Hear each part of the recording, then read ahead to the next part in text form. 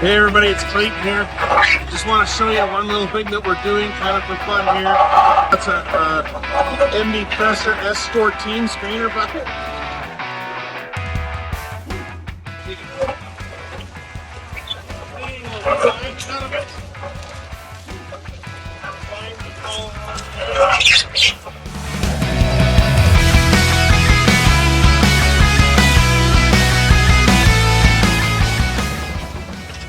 There is one little lump there, but so yeah, it does have a little bit of organic in it, but we probably, out of this 1,600 tons, we probably just salvaged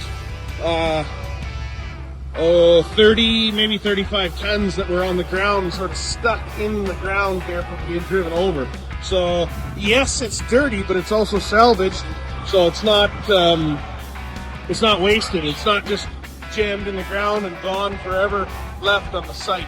So kind of a cool thing, and we did that on purpose just to try it and see